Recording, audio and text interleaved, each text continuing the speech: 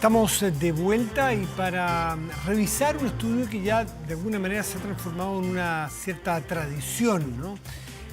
La Fundación Ciudadanía Inteligente hace un estudio que se llama Del dicho al hecho. Y lo viene haciendo ya no solo en este gobierno, con los gobiernos anteriores ya lo hacía. Y tiene que ver con contrastar las promesas con los avances reales de los gobiernos en los distintos ámbitos. Presentamos a Colombina Scheffer, que es subdirectora de Ciudadanía Inteligente. Colombina, buenas noches, gracias por recibirnos. ¿Cómo estás? Hola, buenas noches, gracias por invitarnos.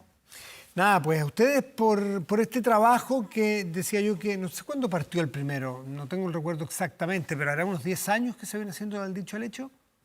Casi, lo hicimos el 2012, hicimos para el segundo año de gobierno del primer periodo de Piñera, si mal no recuerdo. Ya, y de ahí ininterrumpidamente. Sí. Bueno, vamos directo al grano con la frase, con la cifra que llama la atención.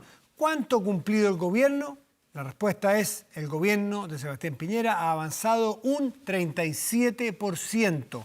Pero, más abajo, dice: el 2020 el gobierno de Piñera avanzó un 3%. Explícame estas dos cifras y cómo llegan a ellas. Sí, mira, bueno, lo que nosotros hacemos es tomar el programa de gobierno de los distintos mandatarios que han habido en los últimos años y ver, bueno, qué promesas de estas son susceptibles de ser cumplidas a través de un proyecto de ley. Entonces, en el caso de Piñera, en este mandato, hizo 256 promesas legislativas a través de su programa de gobierno. Ya. Y ese 37% de avance que tú ves tiene que ver con que hoy en día solo 32 de estas promesas son leyes. El resto, bueno, algunas no tienen un proyecto de ley asociado, o sea, no hay nada en el Congreso. Sí. Esos son 125. Colombina, ¿ustedes hacen la diferencia entre aquellos temas prometidos que no han sido materializados en un envío de un proyecto de ley o aquellas que no se han transformado en ley? Porque en los casos últimos gobiernos, no en todos exactamente, pero mucho se da en nuestro sistema político, que el Congreso es de un color político, sus mayorías, y eso posiciona al gobierno de turno. Entonces, el incentivo podría estar a que los gobiernos eventualmente, en teoría, que no sean colaborativos y que no sea necesariamente responsabilidad de este gobierno o del anterior no haber cumplido todas sus promesas legislativas porque no se los aprueban. Distinto si no presenta proyectos. Efectivamente, exactamente. Por eso son relevantes no solamente estos números gruesos, sino que el análisis que uno hace. Entonces, como te estaba diciendo, de estas 256 promesas, hoy 32 son leyes, Ya. pero 125 tienen un 0% de cumplimiento. Un 0 significa que ni siquiera hay un proyecto de ley, porque nosotros premiamos, como señalas tú, el envío. O sea, cuando el gobierno manda un proyecto de ley, automáticamente tiene un 40% de avance. Ya. Entonces también es relevante, eso tiene que ver justamente con lo que tú señalas, porque a nosotros nos interesan dos cosas: la voluntad política de cumplir, que es enviar el proyecto de ley, Claro. pero también nos interesa la capacidad política que tiene el gobierno de empujar su agenda. Por supuesto. Capacidad política que habría que, no sé, cómo hacerla o combinarla con la voluntad de una oposición, porque puedes tener toda la voluntad, toda tu capacidad, pero si hubiese una oposición, insisto, estoy hablando aquí en teoría, una oposición que le niega la sal y el agua a un gobierno, por mucho talento y capacidad de voluntad que ponga el gobierno, mal le va a ir si no tiene la mayoría. Entonces, ¿cómo hacen ese descuento ustedes allí? No, es que aquí yo creo que entran varios factores. O sea, efectivamente por eso, que ya envíe el proyecto de ley le da un Sí, eso es 40% que no clarísimo. es menor. Luego, una vez que va avanzando en el Congreso, por ejemplo, si pasa a segundo trámite legislativo, obtiene un 70%. O si está en comisión mixta, por ejemplo, o sea, está casi cumplido. Ahora, lo que tú mencionas es relevante, porque efectivamente tener o no tener mayoría en el Congreso es relevante, pero aquí es donde entra algo que es muy importante en todo gobierno y que yo creo que va a ser la tónica en el futuro. Va a ser muy difícil tener estas mayorías totalmente disciplinadas. Tú incluso puedes tener en tus propias filas personas que se oponen. Es por eso que es tan importante que los gobiernos sepan construir legitimidad y que hagan alianzas. También puede ser con organizaciones de la sociedad civil. Sabemos que en Chile lo que dice la calle, como se llama a veces, o la misma ciudadanía o las organizaciones, influye. Entonces, un gobierno tiene mucho espacio, ahora tiene que hacerlo, tiene que hacer este proyecto, tiene que negociar, tiene que saber cambiar sus propuestas si es necesario, o flexibilizarla, o tomar Claro, otros tiene puntos que de vista en conseguir consideración. transformar en ley una propuesta. Exactamente, Sí, de eso se trata. de eso se trata. Entonces, eso es lo que se trata de reflejar. Ahora, la vara con la que estamos viendo acá al gobierno son las mismas promesas que ellos hicieron. Nosotros no estamos haciendo un análisis cualitativo necesariamente de estas promesas, sino que simplemente, si es Sí, que sí. lo que prometieron lo están tratando de cumplir.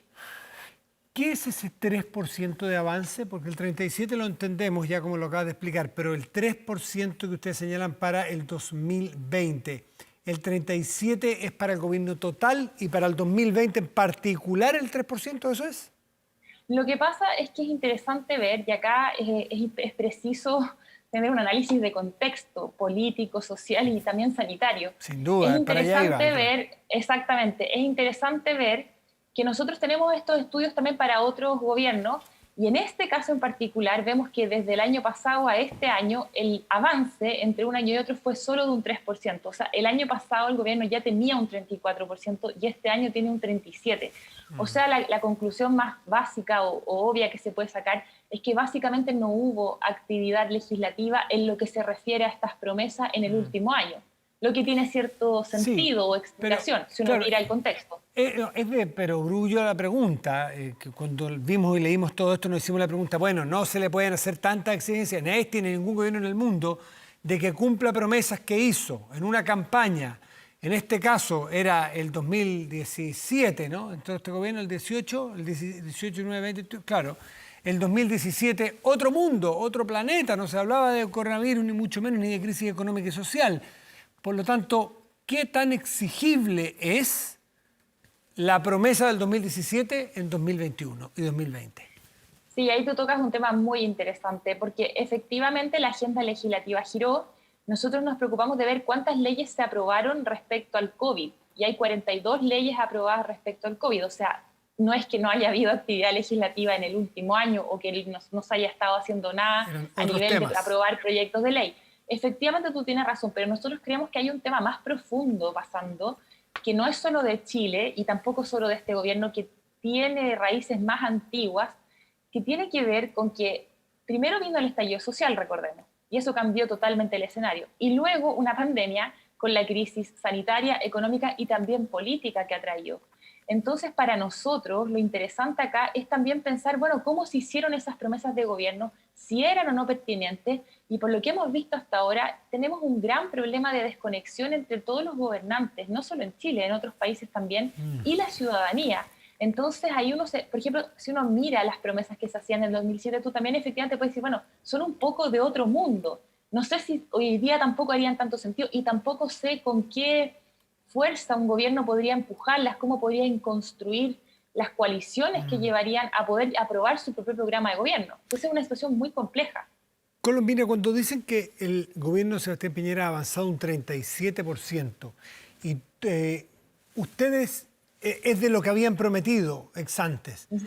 Cuando cambia la agenda y tú dices, uy, 40 y tantos leyes en el mundo COVID que estamos viviendo hoy día, ¿ustedes se los suman a ese avance o solamente el avance respecto de lo prometido?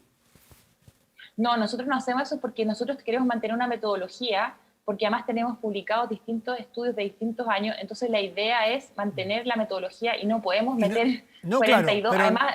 si no se puede hacer un anexo, decir, porque si uno ve un gobierno que cumple solo 37, es un gobierno muy pobre. Pero si uno agrega que cambió la agenda, y todo lo vamos a entender, pero dentro de hacer una microevaluación, cómo se comportó legislativamente dentro del sistema COVID, por llamarlo de un modo, para saber si es paupérrimo o a lo mejor es muy bueno. No sé si me entiendes. Un No, anexo sí al te menos. entiendo perfectamente, pero yo creo, o sea, para los fines de este estudio, y además este estudio tiene una razón de ser que está basada en lo que dice la teoría democrática, tiene que ver con la rendición de cuentas y la necesaria fiscalización ciudadana. Nosotros queremos poner los datos a disposición para justamente motivar esta conversación, este análisis en las áreas en las que se hicieron las promesas. No, claro, Ahora, claro. nos preocupamos de mirar cuántas leyes se aprobaron en el COVID, pero para hacer, por ejemplo, lo que tú dices y hacerlo con una metodología más seria y como más analítica, habría que, por ejemplo, ver, bueno, estas leyes son, ¿quién las inicia? Porque muchas aparecen como iniciadas a través del Ejecutivo, pero muchas fueron producto de o la presión social o que Mociones ciertos parlamentarios presionaron muchísimo al gobierno hasta que finalmente lograron sacarla. Entonces, hay también ahí, o sea, es difícil, habría que hacer otro estudio que además no se Sí, llamaría, no, yo no, creo, yo de no digo que lo fiscalización. reemplace, por eso dije un Exactamente. anexo. Porque me parece que un gobierno uno lo puede medir en su calidad en varios factores. Uno de ellos es el cumplimiento de sus promesas, qué duda cabe. Pero otro es la capacidad de reacción.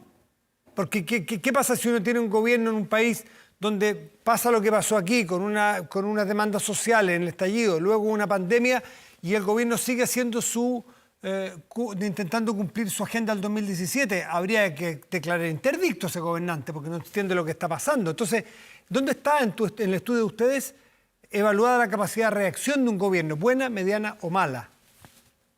Nosotros en el estudio del dicho al hecho no evaluamos capacidad de reacción de esa forma porque la metodología no lo permite. Tú, como puedes ver, se ve cuánto avanzan en el Congreso y qué leyes están publicadas o no. Ese análisis que tú dices es justamente el que queremos motivar y por eso nos preocupamos de ver cuántas leyes COVID aprobó el gobierno. Ahora, si uno mira los estudios de opinión que hay y la percepción ciudadana general que hay, nosotros trabajamos con otras ONGs, también tenemos esa mirada, no sé si se puede evaluar positivamente la capacidad de reacción del gobierno. Esto sí ya deja de ser un análisis duro de datos cuantitativos, claro. porque va a quedar a la opinión, efectivamente, y por eso lo que uno puede hacer es tener los datos y ahí tomar alguna opinión más particular. Pero si uno mira la crisis que vive no solo el gobierno, sino que la política en general en Chile y el llamado fuerte que hay desde la ciudadanía hacia algo diferente, que además es preocupante porque la política sin instituciones no funciona, no creo que podríamos decir que sea un gobierno. Yo creo que en otros países a lo mejor sí se tomaron este tipo de medidas y la gente las recibió bien, pero en nuestra opinión, este gobierno no ha podido construir esa legitimidad y probablemente no lo ha podido hacer porque no hay estos diálogos de los que estamos hablando, no tiene aliados o personas que salgan a decir, no, pero es que lo está haciendo también en esta área, nosotros. Ese es un problema que tiene el gobierno, no logra empujar su agenda. Colombina Schaffer, entrando en algunos detalles del estudio, me llamó la atención, dice, las áreas que con mayor avance fueron ciencia y tecnología, defensa, equidad de género. En cambio, los menores avances estuvieron en obras públicas, transporte, telecomunicaciones y minería.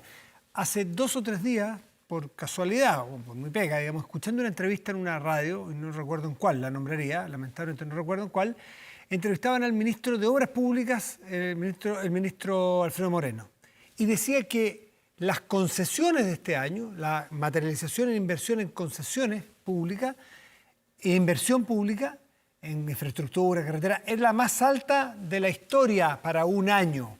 Entonces, no me calza un gobierno que avanza 0% en obras públicas y que el ministro diga que además es parte del plan de incentivo económico a través de las obras de infraestructura. Entonces, a lo mejor porque no pasa por lo legislativo necesariamente. Efectivamente, También es muy probable. Claro, ¿cómo un estudio como el de ustedes podría eventualmente generar una metodología para poder evaluar si es bueno o malo el gobierno, no solamente en lo legislativo, que es contra importante, también en lo administrativo y en la gestión? Bueno, ahí habría que hacer otro proyecto. Sí, por eso, esa es mi pregunta. Claro, pero ojo que lo que busca este estudio no es ver si el gobierno es bueno o malo, es ver simplemente cuánto avanza respecto de lo que promete en su programa de gobierno. Entonces, de hecho, tú no puedes decir que un 37% es bueno o malo. Yeah. De hecho, lo único que puedes ver, por ejemplo, ahora que tenemos más estudios, uno puede decir, bueno, no sé, Michelle Bachelet, por ejemplo, terminó su segundo periodo de gobierno con un 56% de avance al cuarto año, por ejemplo. No sé, eso es bueno o malo. Además, también tienes que ver cuántas promesas hizo. Hay algunos mandatarios que hacen más promesas, hay otros que hacen menos. Claro. Entonces, por eso te digo, o sea, lo que importa acá son varias cosas. Uno, poner la información a disposición, sistematizarla, que la gente sepa cuántas promesas hicieron, cuáles son proyectos de ley hoy y cuánto han avanzado. De ahí viene un análisis de calidad que, por supuesto, una fundación como la nuestra, que no es experta en todos los temas, de hecho ninguna organización lo podría hacer, puede hacer. Entonces ahí el llamado es a las organizaciones de la sociedad civil a mirar y a la ciudadanía en general, a ver, bueno, ¿qué prometieron en esta área? ¿Cómo avanzó? Y me gusta o no me gusta el proyecto, porque además tú puedes decir, bueno, yo no estoy de acuerdo con que se avance en esto. Claro, que se apruebe. Claro, que se apruebe y se saque adelante no necesariamente es bueno, puede ser un proyecto que a la gente no le gusta. Es bueno. Ese es como el espíritu del proyecto y es para simplemente motivar algo muy, muy esencial de la democracia, que es la fiscalización ciudadana y la rendición de cuentas. Sí. Es que es interesante la rendición de cuentas objetiva, porque una cosa es la percepción, que está en muchas encuestas y las conocemos, Aquí son datos comparables, contrastables, por eso que era interesante, yo te planteaba muy patúo, pero ¿por qué no hacen anexos de estudios con otras cosas para que nosotros podamos, la ciudadanía, evaluar a los gobiernos en cuanto a su gestión legislativa, también de gestión diaria, en fin, sencillamente eso. Matías, nos encantaría, si tuviéramos más financiamiento, más recursos, haríamos muchos más estudios. Sí, a nosotros siempre nos hubiera gustado hacer otras versiones de este estudio, pero bueno, hacemos lo que podemos con lo que tenemos. Bien. Y por último, mencionaste que Bachelet 2 obtuvo un 53, dijiste, o 56%. 56 a su cuarto año. Ya. ¿Y Piñera 1 cuánto? 54, no, muy poca diferencia. Sí, de hecho yo creo que efectivamente lo que pasó acá es que hubo un estallido social y hubo una pandemia, pero esos son síntomas, nosotros creemos, de una realidad que está ocurriendo hace mucho tiempo, que también la vimos el fin de semana en las elecciones. Entonces, el llamado que se puede hacer ahora es, uno, a seguir insistiendo en esta construcción si es que se quiere avanzar en la agenda, y lo otro, pensar que vienen elecciones a final de este año y cómo se van a construir estos programas de gobierno. Perfecto. ¿Cómo se van a construir estas propuestas? ¿Con quién? ¿Bajo qué parámetro? Porque justamente la idea es que no haya esta desconexión, que las propuestas tengan sentido para la ciudadanía y entonces sea más fácil avanzar. Colombina Schaffer, subdirectora de Ciudadanía Inteligente, muchísimas gracias por estar esta noche con nosotros. Gracias a ti, Matías, que estés muy bien. Buenas Chao. noches. Buenas noches.